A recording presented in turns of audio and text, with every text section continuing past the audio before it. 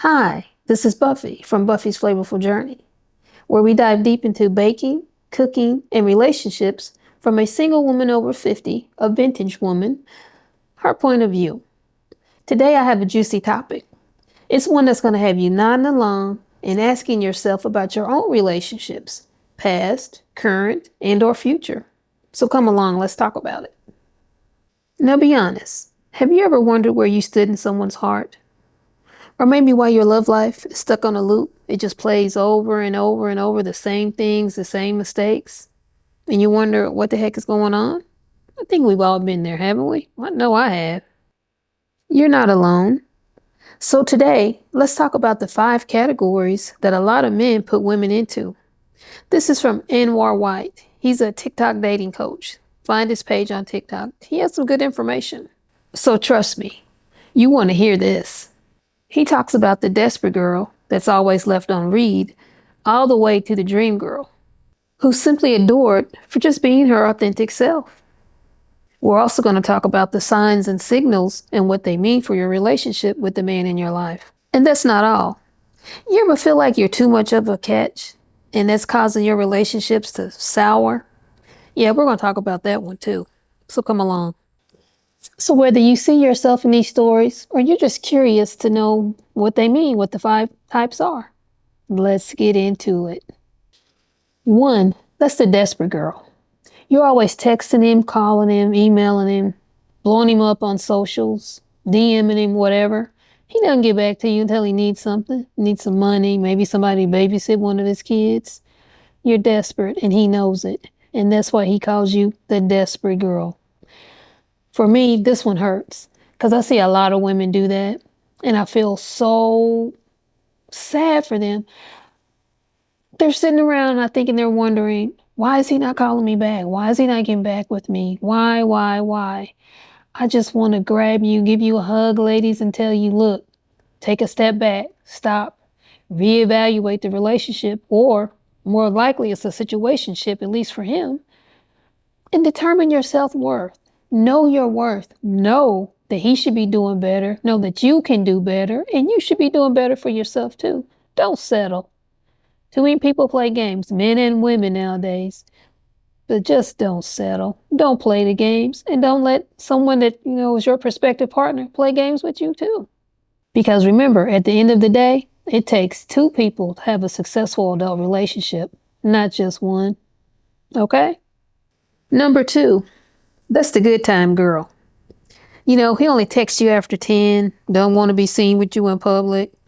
When you do go out, you're not in the city center. You're somewhere in the suburbs or far away from the city center. So his friends, family, your friends and family won't see you with him. Don't settle for that. You're just a little hookup for him. Side piece, sneaky link, or whatever you want to call it. The good time girl. Now, that was me way back in the day in my lonely phase. Man, I was crazy for this guy. Again, I was lonely. He made me laugh. He made me feel good. I always felt comfortable with him from the get-go. And for me, that was rare because I'm an introvert, till I really get to know somebody. Then I can open up and be an extrovert. But he didn't want me in the same way. I wanted a relationship. He didn't. I was the good time girl. Whenever he needed something, he was my bad boy phase. He was an ex-con. He was divorced. Supposedly his ex-wife was keeping the kids from him. I mean, I don't know all this for sure. I didn't double check, do my research. But looking back, it's like, oh man, I should have realized a lot earlier, a lot sooner than I did, that I'm nothing to this guy. Never met his family. Again, we didn't go out in public that much with each other. I was either at his house or he was at my house. And his house was actually his late mom's house because he had nothing, okay? When I finally realized, yeah, he doesn't want a relationship with me, and I just cut off contact cold turkey, and that was the end of that. A year or 2 later, he sent me an email or something saying his email had been hacked and sorry if I got any kind of junk mail from his email, which I actually did get a junk mail email from him a couple days before. And I wrote back and told him, no worries, I understand, all the best to you, sort of thing. He found out I moved states actually. And that was the last I heard from him or about him. So I don't know what's going on with him. I'm not going to name his name, of course, but I bear no ill will towards him. If anything, I learned my self worth going through that. And anyone in that situation, please, you need to take a step back and evaluate what's going on. You don't have to settle for that either. And I've been there. That's all I can say is I've been there and I will not go back. 3, you're the good enough girl. He does the bare minimum, but nothing extra. Nothing the little small things. And when you ask him to do something, you have to ask him more than one time before he'll do it. Again, don't settle for that. That's not one I've been in because I was never, my past relationships, it was a lot younger and I didn't know how to have an adult relationship and on and on and on. I didn't know how to ask what I wanted in a relationship.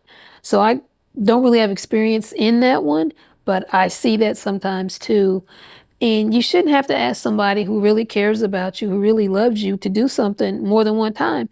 I'm gonna even go there, ladies. You shouldn't even have to ask him to do anything, period. He should just do it because he sees it needs to be done and he wants to do it for you. But women, you need to do the same thing for the guy too now. So, not this isn't just one-sided. So again, don't settle for that either. Don't be that good enough girl. Number 4 is the dream girl. He does those little things for you. He does everything for you. You don't have to ask. You don't have to be anything than what you are, your own authentic self. You can bring out your soft feminine side. You don't have to be hard, so to speak. You don't have to be on point. You don't have to do everything that you used to do, for yourself when you were single because it had to be done. He's over there taking care of business. He's doing what he needs to do, plus a little bit of your, whatever you need to have done around the house. He's doing that too. But again, it works both ways. You need to take up some slack for him when that's needed sometimes. And what I like so much about that, it does let you be your soft feminine side. You don't always have to be in control. You don't have to always worry about this needs to be done. I got to do this. I got to do that. I got to go do here. You have to do all that. He's there to help you. If you're going to be in a relationship, and again, it takes 2 to have a successful adult relationship.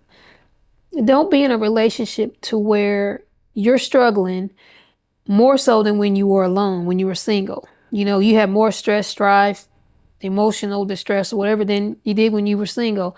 Why be in a relationship like that? I wouldn't want to do it. I don't know about you ladies. Let me know so far. Have you seen yourself in 1, 2, 3, or 4 yet? And then number 5, this is the out of your league girl. Now, Anwar White said that Beyonce and Jay-Z, that this was them. You're the woman who has more education, a better job, more money, more whatever than the guy. He knows it, you know it. You're probably not hanging it over his head, but he feels so inadequate that he will do whatever he can to try to take away from you, to bring you down a notch, such as cheat on you or do whatever, something to belittle you so that he doesn't feel so inadequate. You don't want that either. It's okay if either you or he makes more money or has a better job or what have you, but don't belittle each other. Don't try to bring one person down. The way my parents raised me, I'm educated. I'm an attorney. I'm licensed in 2 different states. I passed 2 different state bars, first time in each state. Yeah, I'm tooting my own horn a little bit there. So what? I think we need to do that more often for ourselves. But I'll digress. I'm no better than anybody else. I'm no better than a welder, an accountant, an architect, a doctor, whatever. I'm no better than anybody else doing those professions. Even they come and pick up your garbage. So what? I'm no better than him in any of those professions. I just know the law a little bit better than the architect, than the garbage person. But their professions, good one, a carpenter, construction worker. I know nothing about carpentry and construction. He does, but he's not better than me. We're still, at the end of the day, we're still human beings, okay? And that's how I was raised. And I think if more people felt that way and acted that way, oh my gosh, this country would be a whole lot better than it is. But that's just my opinion. What do you think, ladies? And something else I found remarkable? I was looking at my analytics on this channel, Buffy's Flavorful Journey.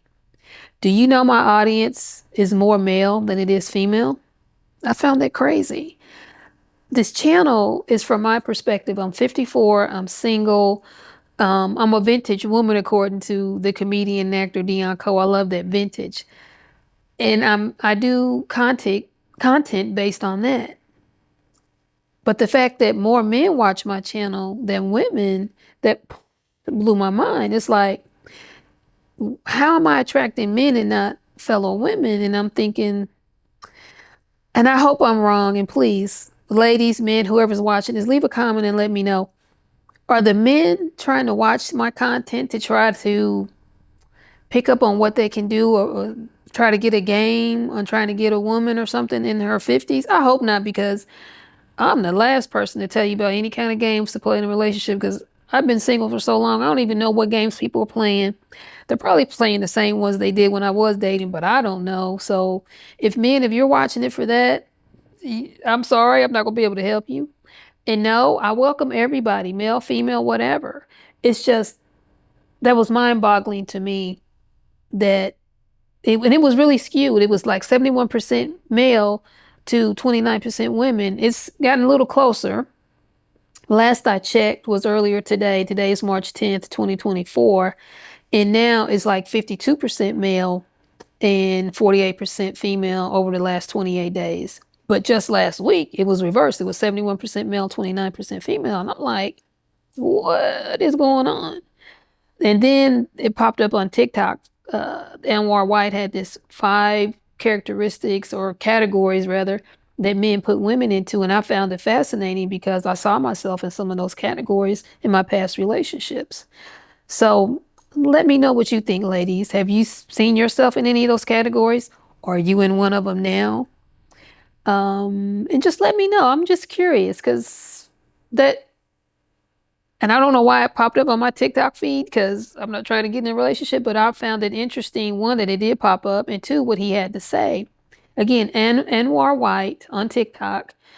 If you need a dating coach, he's always saying, reach out to him and everything like that, or just watch his TikToks. He has some helpful tips, because I sat and watched a few of them after it popped up on my feed. I'm like, man, I wish I knew about you when I was trying to get in a relationship way back when. Yeah, I probably would have been successful. I don't know. So basically, in the world of relationships, hell, in the world, period, knowledge is power. The more you know, the better off you will be. And that knowledge includes not just knowing about the other person, but about yourself. What are your needs? What are your wants? What are your desires? You need to know all that before you can get in a relationship and have it be successful. I've said that time and again. Love yourself, know yourself, and then try to find somebody that's what you want. Otherwise, it's just not going to work. Believe you me, I've been there, and good night. So that was my little vlog or opinion on relationships and the 5 characteristics that men can put women into. Again, let me know your thoughts on it. And if you haven't already, please like the video or podcast, because I'm going to release this as a podcast too. And share this with your family and friends. Also, subscribe to the channel and the podcast. All of that really helps me out. But definitely leave comments. Let me know, did you see yourself in any of those 5 categories? And if you did, what did you learn from it? I hope you learned something. Until next time, family, keep loving, keep learning, keep moving forward. I'll see you in the next video. All the best to you and yours. Bye for now.